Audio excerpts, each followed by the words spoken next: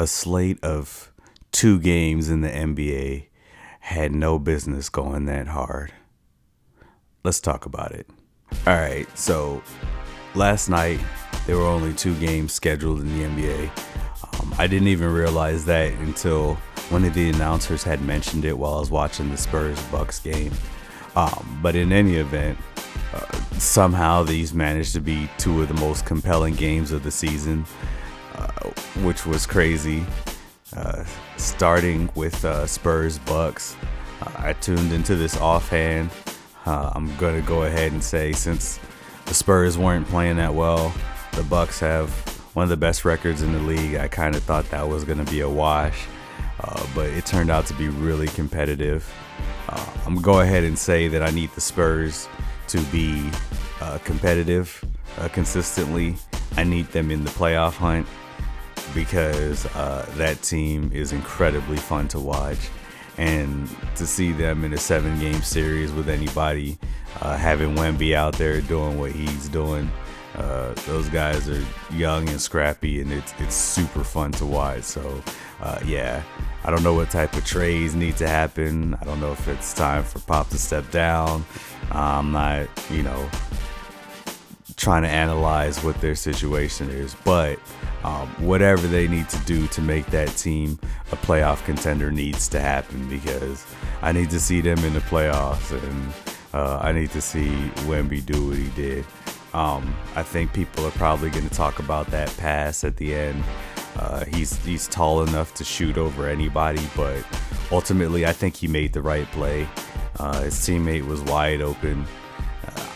That shot wasn't necessarily a bad shot either. I think if you look at it from where he was, if that thing is maybe like an inch or 2 to the right, it's bottoms, and we're going to overtime, and maybe the Spurs could pull it out. But that was a great game. Giannis is still doing his thing. I feel that he's unnecessarily left out of MVP talks for whatever reason. I don't know why. I don't think that the Bucks are doing anything less than what's expected of them. I think some of the games may be a little bit closer than you would like for a contending team, but it happens. It's a long season. They're doing what they have to do down the stretch to get wins, and Giannis is the catalyst for all of that. I don't know why he's not higher in the MVP discussion. Embiid is playing great, Jokic is playing great, SGA is playing great, but I still think Giannis is in there somewhere.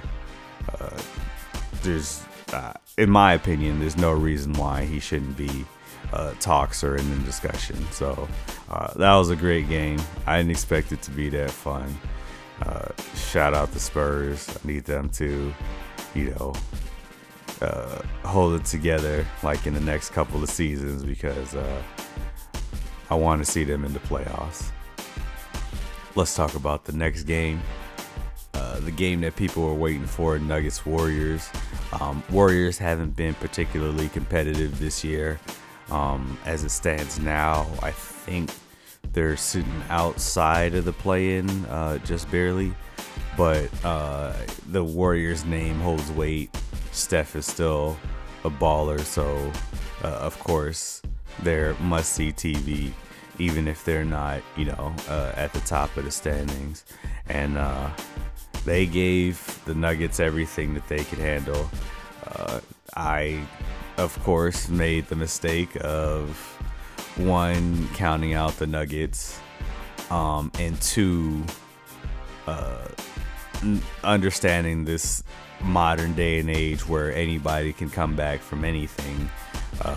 Once the Warriors were up, I don't know, 10 or 15 points or whatever it was in the fourth quarter, I was just like, oh yeah, they kind of caught Denver.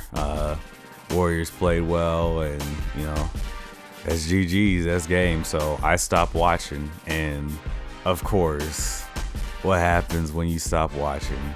I get a notification on ESPN saying that Jokic banks in a half-court game-winning shot. Like, come on, man. That man is ridiculous. They posted a stat somewhere where I think he only missed like 4 shots in 5 games.